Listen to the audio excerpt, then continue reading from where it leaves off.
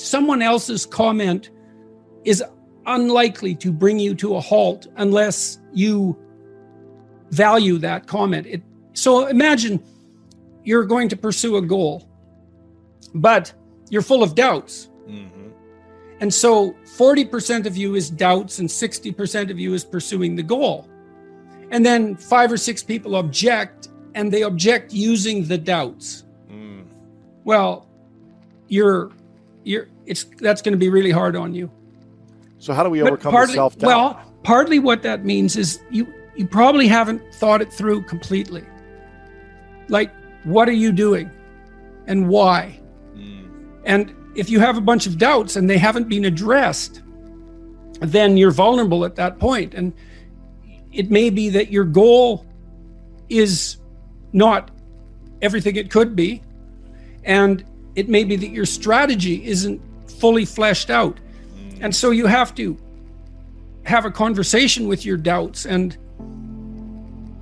take them seriously and see if you can construct a goal that you're on board with. And then a doubt pops up because someone criticizes you and triggers a doubt, and you look at the doubt and you think, okay, here's the doubt, and this is why what I'm doing, maybe won't work. But then you think, but I've thought this through, and I've thought this through, and I've thought this through, and that all works. And so, no, that isn't going to stop me. So I look and I think, well, I'm writing something. Why? Well, I want to figure out this problem. I want to think about this problem. Why? Well, it's an engaging problem, but it's a problem that many people seem to have, so that discussing it and figuring it out seems to be useful. Why? Well, because the more of us who take problems seriously and try to address them and communicate about them, the fewer problems we might have and the less suffering there'll be. And suffering doesn't seem to be a good thing, unnecessary suffering. Maybe we could work towards it, and maybe that's what I should be doing, and that seems to be what's ethical, and that's it. And you might say, well, what if you doubt that doing what's ethical is right? Well, it's not that easy to construct an argument that supports the idea that having more unnecessary suffering in the world is good. Mm-hmm. Right. So I would say, you want to put yourself on firm moral foundations. And people talk about morality all the time. This is what you should do, or you're a bad person. It's arbitrary. It's got this ring of patriarchal tyranny. But that's based on a misapprehension of what morality is. It's like, do you want to be tortured by your conscience? Like, how pleasant do you find it to be tortured by your conscience? It's horrible. How horrible? Like, is there anything worse? Excruciating, yeah. I don't know if there's anything worse. It's up there. You gotta live with it, yeah, for as long as you have it. Yeah, well, I think that's a universal experience, or near universal experience. So you live ethically when you're not violating your conscience. Right. Well, there isn't anything better than that. That might not be good enough. It might not even be good. Like, let's say you manage it. Things can still come along and take you out sideways. But the purpose of living ethically is so that you have some peace. Look around for something that bothers you and see if you can fix it. So now you think, well, let's say you go into you can do this in a room. It's quite fun to do it just when you're sitting in a room, like a room, maybe your bedroom. You can sit there and just sort of meditate on it and think, okay, if I wanted to spend 10 minutes making this room better, what would I have to do? And you have to ask yourself that, right? It's not a command, it's like a genuine question. And things will pop out in the room that you like, there's a stack of papers over there that's kind of bugging you, and you know that maybe a little order there would be a good thing, and there's some rubbish behind your computer monitor that you haven't attended to for like 6 months, and the room would be slightly better if it was a little less dusty and the cables weren't all tangled up the same way. And like, if you allow yourself just to consider the expanse in which you exist at that moment, there'll be all sorts of things that'll pop out in it that you could just fix. And I might say, well, if you were coming to see me for psychotherapy, this easiest thing for us to do first would just be to get you to organize your room. You think, well, is that psychotherapy? And the answer is, well, it depends on how you conceive the limits of your being. And I would say, start where you can start. If something announces itself to you, which is a strange way of thinking about it, as in need of repair, that you could repair, then, hey, fix it. You fix 100 things like that, your life will be a lot different. I often tell people too, fix the things you repeat every day, because people tend to think of those as trivial, right? You get up, you brush your teeth, you have your breakfast, you have your routines that you go through every day. Well, those probably constitute 50% of your life.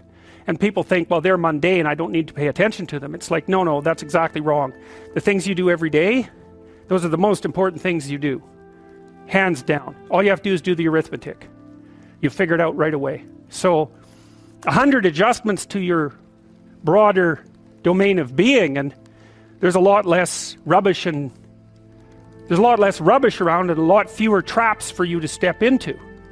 And so that's in keeping with Jung's idea about erasing once you've got your mind and your emotions together, and once you're acting that out, then you can extend what you're willing to consider yourself and start fixing up the things that are part of your broader extent. Now, sometimes you don't know how to do that. So you might say, imagine you're walking down Bloor Street and there's this guy who's like alcoholic and schizophrenic and has been on the streets for 10 years. He sort of stumbled towards you and, incoherently mutters something.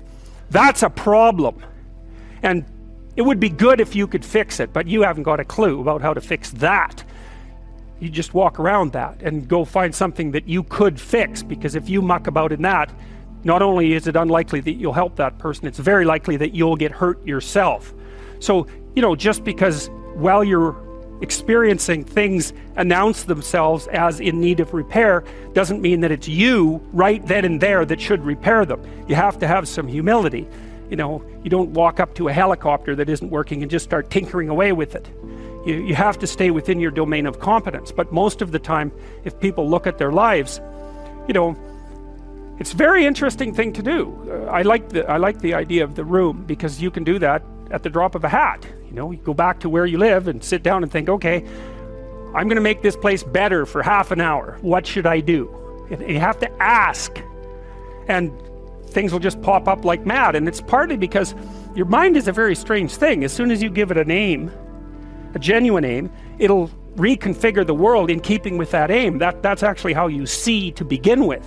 And so if you set it a task, especially, you have to be genuine about it, which is why you have to bring your thoughts and emotions together, and then you have to get them in your body so you're acting consistently. You have to be genuine about the aim, but once you aim, the world will reconfigure itself around that aim, which is very strange. And that, man, if you can get one thing through your head as a consequence of even being in university, that would be a good one. You see what you aim at. And so, because one inference you might draw from that is, be careful what you aim at, right? What you aim at determines the way the world manifests itself to you. And so if the world is manifesting itself in a very negative way, one thing to ask is, are you aiming at the right thing? Now, I'm not trying to reduce everybody's problems to an improper aim. People get cut off at the knees for all sorts of reasons. They get sick, they have accidents. There's a random element to being, that's for sure. And so you don't want to take anything, even that particular phrase, too far. You want to bind it with the fact that random things do happen to people, but it's still a great thing to ask.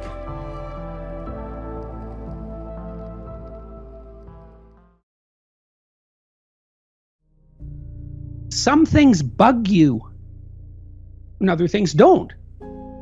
I mean, there's lots of things that could bother you that don't, because you're obviously not bothered by everything that you could be bothered by, right? There's lots of things in the world that aren't set right, but some of them really bug you. Maybe they make you cynical and bitter, Oh God, look at how the world is constituted. It's so awful that I can't sustain my faith in the sight of that. It's like, well, you've got something to do there, guy, that's your problem. Why? Who knows? I would say the reason is that it's your destiny calling to you in the form of guilt over unfulfilled obligations. You have an instinct for growth. That's not a mystical statement.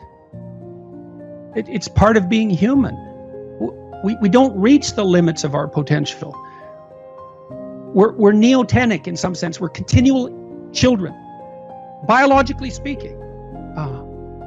And so we're always transforming and changing in some direction. What direction? Well, your conscience tells you, at least in part, this bugs you. Well, it's your problem. Now, you may have to investigate that and straighten it out, because even your formulation of what bugs you is likely to be ill-constituted. But still, that's something calling to you. And you avoid it at your peril, and everyone else's peril too. And it is, see, that's the way that your biology manifests itself in such a sophisticated manner. It's beyond you. It's like your better self is attempting to manifest itself by torturing you with a set of problems that you need to address. And then you can refuse that, but then all the meaning goes out of your life if you do that. That's not good. We're developing something now to help people turn problems into goals. I have a problem. Well, sure you do. Okay, what's your problem? Okay, well, how do you turn that into a goal? So that's so interesting if you think about it that way, is that that's your goals, your problems. What should I do with my life? Well, what problems do you have? Well, there you go. Solve those. I'm not being flip about this. That's where the answer is to be found. That's not happiness. And happiness has those problems you already described. You know, it's got this now focused impulsivity. And you know, I've been hard on happiness as a pursuit, and perhaps too much so, because I haven't had very much happiness because I've been so ill for the last while. And you know, it's possible that I've undervalued it. Perhaps not, but it's possible. In any case, if it comes along, you're a fool if you don't welcome it. But it's still not the proper pursuit. I suppose to some degree it's not deep enough. It's from a lecture that you gave, and it's written on my wall over there, and it's, "Don't practice what you do not want to become." Oh, yes. Yeah,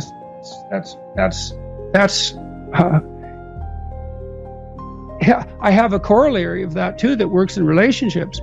Do not punish what you want to have happen.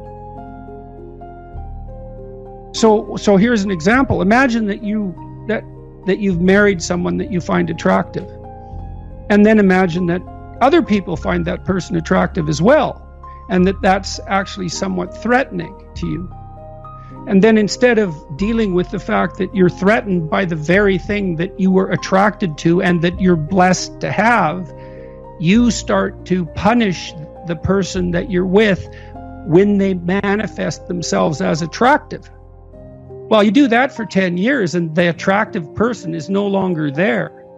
And then you're going to be angry at them, even though it was completely your fault. You know, because if you punish someone for the manifestation of a desirable virtue, it really hurts them. Because people are, you know, it's so interesting to watch what happens when people stop me on the street, especially if they're shy and maybe somewhat damaged. They want to tell me about something good they've done, but they're very hesitant about it because their experience has been that if they reveal something good they've done, they either get ignored or punished. And so they don't want to do it. They're afraid. But if they do it and then they get a reward, well, they're unbelievably happy about that. But that's a good example because it's very common for people to experience punishment for their virtue. And, you know, you can do that with your kids too if you're jealous of them. I mean, maybe you have a kid who's really bright. He's brighter than you. It's like, are you so sure you're happy about that? And how do you know that you're not going to punish that child because you're jealous And if you think you're not that sort of person, well, you should think again, because people are that sort of people. And perhaps you can train yourself not to do it, but envy is a pretty common human emotion, and the probability is that you're reasonably prone to it. But so one of the things I learned again from animal behaviorists, Skinner in particular, Skinner believed that, he's the psychologist who was most famous for learning experiments with rats. He believed that the best form of discipline, so if you wanted to train an animal to do something, was reward. You waited till the animal did something that approximated what you wanted, and you immediately rewarded it. So maybe he would train a rat to climb a ladder and then walk across the top of a ladder down another ladder. And well, he just watched the rat, and whenever the rat went near the ladder, he'd give it a food pellet, and soon it was near the ladder all the time. And then being near the ladder, it would put a front paw on one rung, bang, food pellet. Well, soon the rat was going like this. And then the next thing, it was going like this. And a good animal behaviorist can train an animal to do an amazing thing, any number of amazing things. In your intimate relationships, if you watch the people that are around you and then you see them doing something that they should do more of, and I don't mean this in a manipulative sense, because hopefully if you have any sense, you're rewarding them for something that would also be really good for them.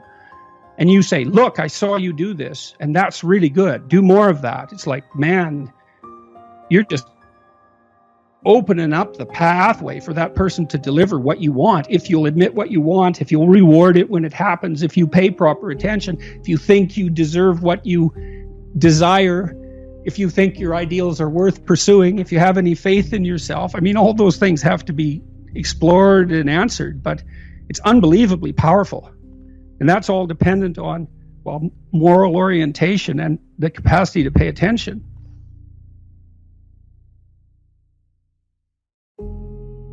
If the thing that's pulled you through over the last 18 months to 2 years has been meaning and purpose and something less ephemeral and less fleeting and grander and more written into the source code of your being than happiness, then I think it's as life boys. No, it's been love too. It's been love too. It's been responsibility for sure, but it's definitely been love. A lot of people have taken care of me, and I also wanted to be around them. I wanted to be around because I loved them. So, and I think that's why the second book has a more communitarian element too, because so many people have been so helpful, and also because I've seen even more clearly how much of what's sustaining is derived from love. Love and duty, that's pretty good. Duty in some sense is the cold equivalent of love. It's love shorn of its warmth. It's what you should do, and it's necessary, and there is tremendous meaning to be found in that. But love has this maternal comfort and warmth that duty lacks.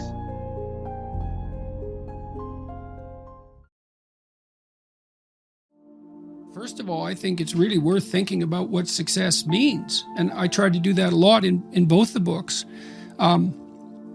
It's really fun to make other people successful. This is one of the reasons capitalism, I would say, gets a really bad rap and an unfair rap. Like the people I've known who have been successful in the capitalist enterprise, and a lot of them are entrepreneurs, rather than managers, let's say. That's the population I've been exposed to. And this was the same among the professoriate, for that matter. One of the great pleasures the people that I've seen who I respect took was in mentoring. And so don't underestimate the radical satisfaction that's associated with helping other people develop. One of the reasons that good professors, and good businessmen love to be in the position they're in is because they can identify young people who are promising and open up doors of opportunity to them. It's really intrinsically motivating. And so, when you think of capitalism, for example, or success as only a competitive enterprise, that's a real mistake, because there's that aspect of it that's there everywhere, in every enterprise I've ever seen. So real success means you're successful in a way that makes other people around you successful. You need both of those. And that's also really good for your conscience, because then you're not working at the expense of anyone else. Quite the contrary, right? You're lifting the tide that lifts all boats, and maybe you're simultaneously elevating your own relative status, but it's not unreasonable to put that in as a constraining requirement. It has to help other people while it helps you. And I would say the way we're wired, now some people are more selfish than others, but I would still say human beings are unbelievably social and reciprocal. That's built into us at an incredibly deep level. And it can go wrong, and we can get cynical and malevolent and bitter and work at counter purposes to it. But to be of service to your fellow man, your family members, your broader community, there are virtually no pleasures that compete with that. So And so that's partly why it is useful to do a critique of mere materialism. And materialistic satisfactions are pretty fleeting. They're not non-existent, but they don't have the deep and lasting satisfaction of successful mentoring, for example, and the relationships that build out of that. So I don't think there is any success at all without moral success. In fact, I think that success without moral success is actually a form of torture. You know, if you don't, let's say you don't feel you deserve anything, because you know that you're not being a good person, and that's your own judgment. And let's assume that you're accurate. You're not, because some people will judge themselves far too harshly. But let's just say, you have reasons to have your conscience bothering you, and you're not successful. Well, at least you don't feel the continual injustice of that. You think, well, I'm a son of a bitch, but I don't have anything. But then let's say you're successful. Well, that's all ill-gotten. How can that do any? And then maybe you have to rationalize constantly to live with it. Everything you collect around you is nothing but a source of torment and a constant reminder that you're criminal in your fundamental orientation, that you've ruined people on your mad scramble to the top. Jesus, you don't want that. You seriously don't want that. And no amount of relative material status is going to even come close to rectifying that. You want your conscience to be clear. You want your interpersonal relationships to be honest. You want to be reliable and dependable. And if you can add exciting and adventurous to that, so much the better. But to be successful means to be good. You really are your only comparison group, especially as you get older, because your life is so idiosyncratic and peculiar that look, you have to care what other people think. It's stupid to think otherwise, because you have to be social and you have to be aware of what other people are doing and all of that. So this isn't psychopathic individuality, but it is genuinely true that no one has your set of opportunities and limitations. And so the comparison just isn't real. It can't be sufficiently multidimensional. Because maybe you see someone who's rich. I've met many people who are very, very rich. And you can look at their lives and they have these huge houses and material plenty,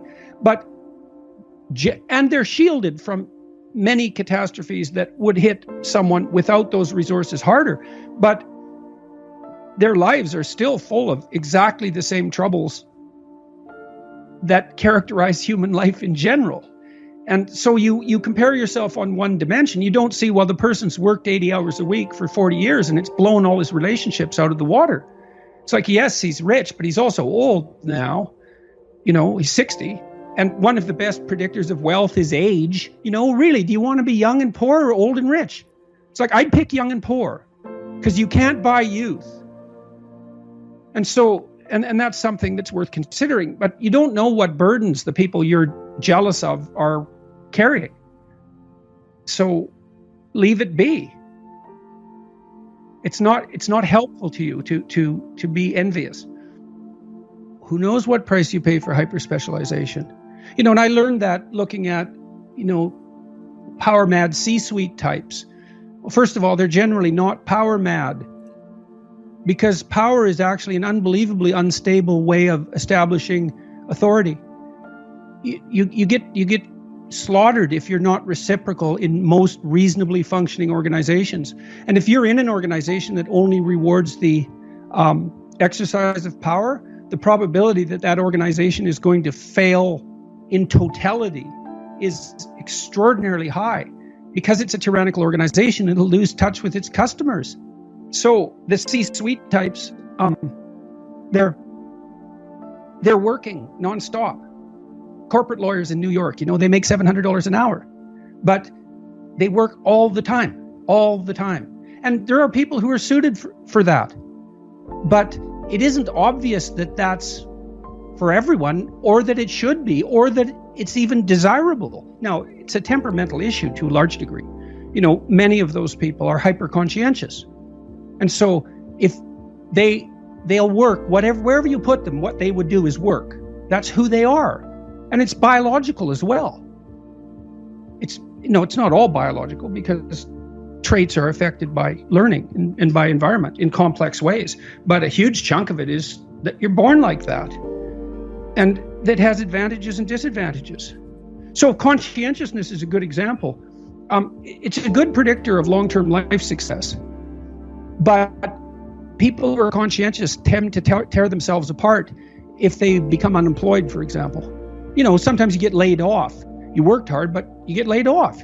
Well, people who are conscientious will tear themselves into pieces with guilt in that situation, because they tend to attribute so much responsibility to themselves.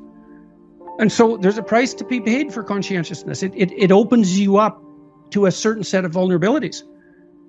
So, and you might be somewhat unbearable to your family too, because all you ever do is work.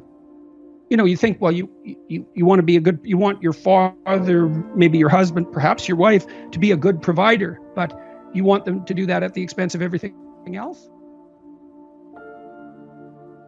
There's that imbalance where someone can be morally good and a fantastic person, but in a materialistic society seem to be a failure because they haven't acquired a great deal. Well, that definitely is a problem. When you have productive people, that's a problem in how it's a measurement problem in some sense. Economic success is generally associated with intelligence and conscientiousness. So there is a rough correlation between ability, let's say, even moral ability, and success. Now, I'm not making too much of that, but I do know, look, if you're going to be a successful businessman, especially across multiple dimensions, multiple enterprises, you bloody well better be honest, because it's going to catch up with you, man. And the probability that you're going to be a successful crook multiple times is very, very low. You can do that, but you have to move constantly, right? So your reputation doesn't keep up with you. So there is some association between success and moral virtue, thank God. But it's a rough approximation, and there's plenty of exceptions. It's very hard for creative people to monetize their productivity, for example. So you have unrewarded virtue, and that's a flaw of the monetary system. It means we haven't been able to, and you might say the same thing applies to such things as our inability to pay homemakers. Now, why don't we pay homemakers? Well, it's because what they produce isn't monetizable for 20 years. And our economic system isn't sophisticated enough to figure out how to pay people for returns that are that, pushed off into the future. That doesn't make it right, but we don't know how to fix it technically, right? I mean, if you're a venture capitalist and you want to invest in something, you want a tenfold return on your investment within a handful of years. You can't afford to invest over a 20-year period, and so that makes it really rough on homemakers because we're not sophisticated enough to monetize it. So it's a measurement problem, but unless you can figure out a better way of doing it, you're stuck with what we've got.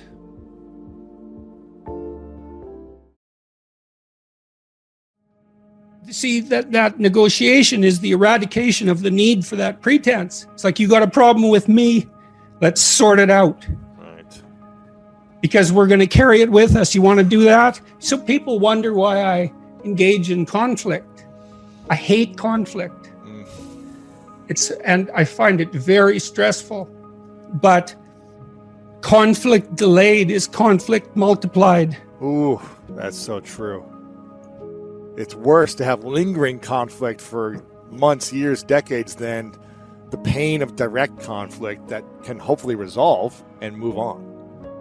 Yes, absolutely. Well, and as the conflict is delayed, it's the reasons multiply. Ooh. And the persons who are involved, because they're avoiding, demean themselves and get weaker and less confident. And so it's a vicious circle. It's better to notice. There's a line in the New Testament, Christ talks about prayer. And so you imagine that as communion with God. So you could imagine that as an attempt to confer with the ideal, or maybe to even occupy that space for a while. Well, Christ says, if you have a problem with your brother, you fix that first. Go pray later.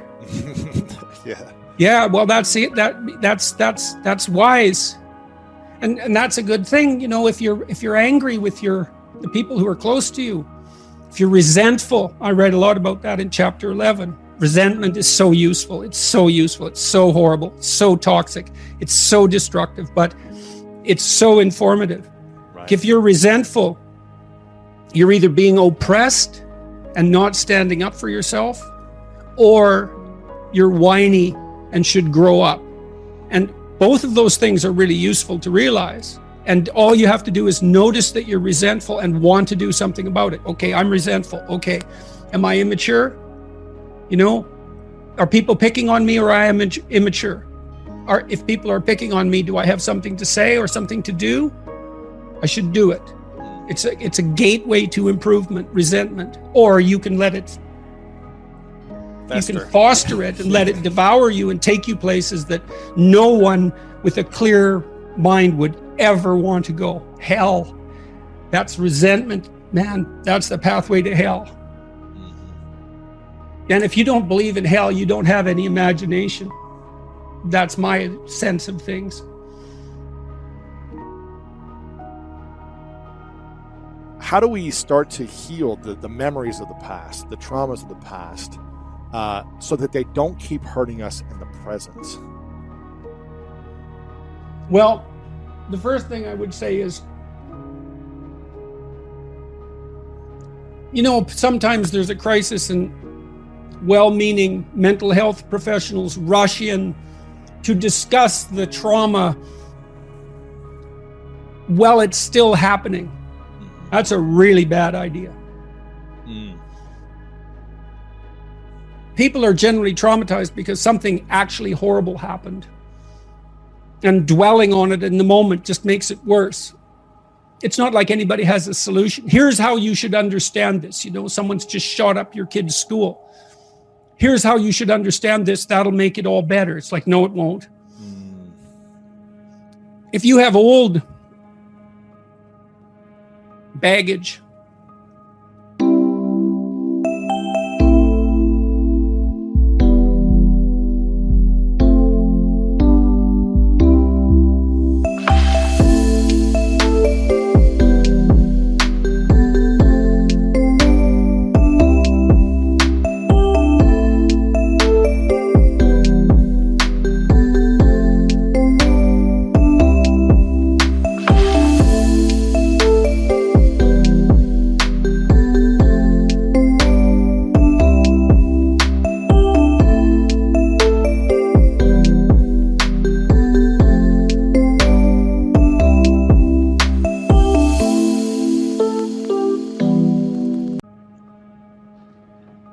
that often comes up if you're having an argument with someone, doesn't it?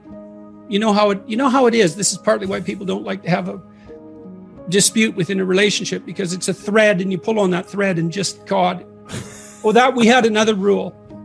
Do not agree with something you don't agree with. Ooh. Like if we decide, you and me, that we're doing this, We don't go back and say, well, I didn't really mean it. We don't get to play revisionist with our history. So if you don't agree, don't agree. Fight, object, or hold your peace. Because you see what happens with couples is there's a little fight, and then one says to the other, yeah, but you did this. And then that person says, yeah, I know I did that, but then that was because you did this, and each this gets bigger until what's on the table is, why the hell should we stay together at all? Right. And so every fight becomes, why the hell should we stay together at all? So that's another thing you want to do, is you want to have the fight about this thing. Not about About everything. the past, not everything. It's like, okay, you were flirting. I think you were flirting more than you should have been. Okay, so I go away and I think, well, okay, maybe I was. Okay, well, then we have to have a discussion about why. And maybe we can solve that. But mostly what we have to do is figure out how to not have that happen again. Okay, so we're going to go see the same couple again. What is it that you want me to do? So I'm the flirtatious one, let's say. What do you want me to do? Well, you have to figure that out. It's like, no, I'm stupid. Like you. We're equally stupid. I need to know what would satisfy you. And you need to figure out what would satisfy you, so I know. And that's also extremely useful, is establish your conditions of satisfaction, make them explicit, let the other person know. Yeah, you can't read someone's mind. We're very bad at that. We're bad at reading our own minds, for that matter. Yeah.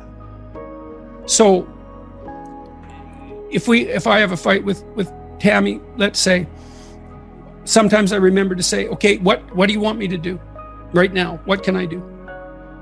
What should I say and mean? And you think, well, you shouldn't let the other person put words in your mouth. Well, fair enough. I'm not asking for something false. I'm saying, I'd like to not have this happen. Can you see a way out? Is there something I could do to increase the probability that that's the route we could take? And, sometimes that works. But the other person has to let you know what they would find satisfying.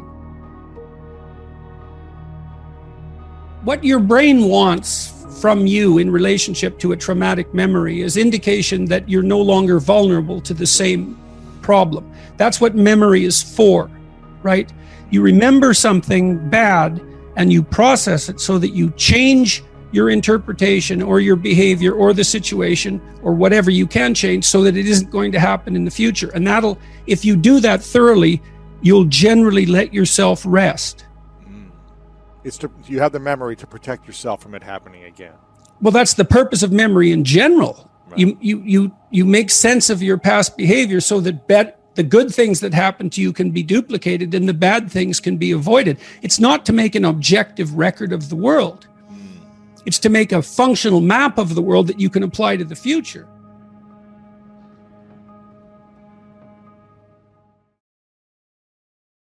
One of the things I tend to do is to look at symbolic representations through the lens of evolutionary biology, rather than assuming that these representations are mere superstitions or play no functions. Like, we have the idea that there's a deity that's father-like. So it's a disembodied spirit in some sense, that's eternal, that has paternal characteristics. It's like, okay, well, strip it of its metaphysics, only I'm not saying that fundamentally you have to strip it of its metaphysics. I'm not making that claim. I'm saying if you strip it of its metaphysics and just look at it as a biological phenomena, it's like, well, what might the idea that there's an eternal paternal spirit, what might that be a reflection of? Well, it's like, well, there's you imitating your father, but your father imitated his father, and his father imitated his father. And so in some sense, what your father actually imitated was the pattern of fathers across time. And you could think of the transcendent father as the pattern of fathers across time. And it's the right way to think about it. And it's even developmentally and neurobiologically correct, because when a child imitates his father in pretend play, you think, well, when you're pretending, you're imitating. We're pretending to be your father when you're playing house, for example. You're imitating your father. It's like, no. If I'm imitating you, I do this, right? So I'm mimicking what you're doing with my body. But when I'm pretending to be my father, I'm doing something way more sophisticated than that. I'm observing my father across multiple situations. And then I'm abstracting out the commonalities in behavior and attitude across those situations that make him father. And then I incorporate that and dramatize it in my pretend play. It's unbelievably sophisticated. And so it's what the child is doing in pretend play is coming to embody the disembodied spirit of the father. So that's the disembodied spirit. But that disembodied spirit is a reflection insofar as the child is making contact with the father and not just the idiosyncratic personality of his particular father. He's abstracting out the generality across all those situations. And that generality is in turn a reflection of the imitation of the father going all the way back in time. And so you think, well, that is a disembodied spirit. It's a disembodied spirit that's incarnated in the collective of fathers across time. And what is that? Well, it's a judge, that's for sure. It's a judge.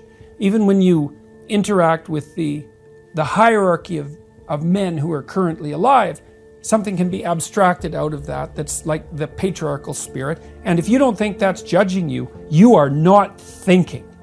It's absolutely judging you. That's what rank orders you in a hierarchy. It's even what the feminists accuse our culture of being, that disembodied, judgmental, patriarchal spirit. There's something to that. Of course, they think of it only as a tyrant, which is a big mistake. And the radical leftist feminist critics, to be more precise, and not all of them are even feminist, make the argument that there's nothing in our hierarchies except tyranny and exclusion. It's like, well, that's completely preposterous. They say that while sitting in comfortable armchairs with the electricity on and the water running and no riots in the street and well fed and well clothed and protected from their enemies. I mean, it's so preposterous. I can't even believe we've even come to this point. That's because of hierarchies that they're not looking at. Of course. Right. And of course the hierarchies tend towards corruption and blindness, obviously. And when they become corrupt, then they're more likely to be dominated by people who use power as their fundamental mode of being. But that doesn't mean the bloody hierarchy is nothing but a corrupt tyranny of power to begin with. I mean, that's the definition of the ultimate authoritarian state. And if you think Western society is the ultimate authoritarian state, then your level of naivety is something on the order of miraculous. What kind of relationship do you have with your father? Your real father? It's often ambivalent, right? Because there's an element of him that encouraged you, hopefully, because without the encouragement of your father, man, the world is a dismal place. It's very difficult to be a courageous person unless you have your father in body and spirit behind you. It's very demoralizing. Like, it really kills people not to have their mother. They just don't recover from that. And I think people can recover from a fragmented father relationship, but it's the next worst thing. You know, because if your father rejects you or doesn't form a relationship with you, it's as if the spirit of civilization has left you outside the walls as of little worth. It's very difficult for people to recover from that. So the father should be an encouraging force, but can be a tyrannical and crushing force. And so that's a very difficult thing to get right, partly because if you're my son, then I should impose the highest standards of behavior on you. And I should always be judging what you're doing. I should be judging it with the aim of making the best in you come forward. But getting that balance exactly right is very difficult. And so it's easy for a father to swing too much into judgment, let's say.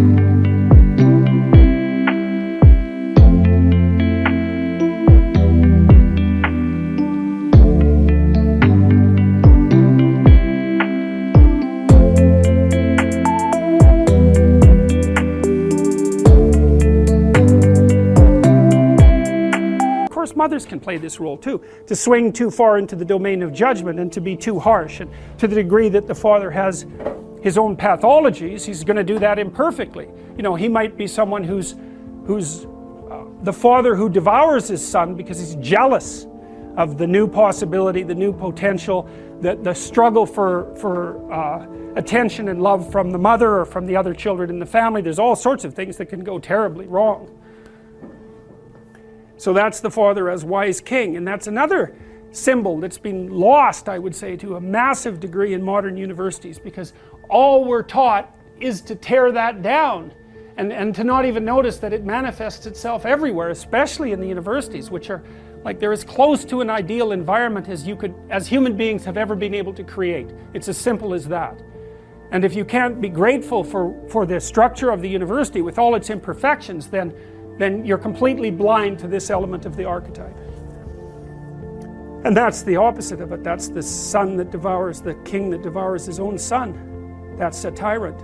You know, that's like the mother who's too overprotective. It's the male version of that. And the mother that's too overprotective says, I'll never let anything happen to you. It's like, well, maybe you actually want to have something happen to you. You know, it's a bit of an all-inclusive statement. It's like, no, I'm going to make you strong so any number of things can happen to you. And when you need some care, I'll be there. But otherwise, like out into the world with you, that's the right attitude. And for the father, it's like, get your bloody act together. But I'm on your side. It's not because I want to destroy you or demean you or push you down in the dominance hierarchy, but because I want the best in you to emerge. And so you need standards. It's like, what are you doing wasting your life? There's way more than that to you. Get your act together and bring it out. And that's a message that people really want to hear if they have any sense at all. And generally they do want to hear it. So I've been talking to a lot of people recently, as perhaps you know, and I was talking to one of the leaders of the Conservatives this morning, and they're asking me about, the person was asking me about Bill C-16, but more specifically about talking to young people, because the Conservative leadership struggle is going on right now. I've been talking to a bunch of them, and I said, well, look, one of the things you could do for young people that no one's doing is to talk to them about responsibility, because everyone talks to young people about rights. It's like, we need our rights. It's like, oh God, how many rights do you need? You know, really, like you have more privileges than any people who've ever lived anywhere. Well, it's so dull to hear. It's so dull. It's so pathetic and what would you call it? It's so demeaning that you have to be protected and have your rights. It's like I said, there's a huge marketplace for responsibility. That's what you want to talk to young people about. It's like, get your act together and do something worthwhile with your life. For the first time in my entire adult life, the Conservatives actually have something to sell young people, right? They could sell them responsibility. It's like, well, why? Because that's where life has meaning with responsibility. The more responsibility you take on, the more meaning your life has. And the higher degree of responsibility that you agree voluntarily to try to bear, the richer your life will be. And no one's ever told that, and it's the case. You know, it's like you have 4 kids, say. Well, that's plenty of responsibility. You're going to have meaning. It's going to be rough, you know, because it's complicated. You have a complicated job, and you try to help the careers of the people around you. You try to solve tough problems and aid suffering and do all of that. It's like, it's weight, it's responsibility, but there's glory in it. There's real glory in it. There's deep meaning in it. And young people are starving for that because no one ever tells them that. It's like, you're way more than you think, man. Stand up, do something difficult. Do something difficult and heroic, right? Burst out of your bonds. It's like, that's a good message. It's a necessary message, because we have to be more than we are, because if we aren't, we're not going to survive.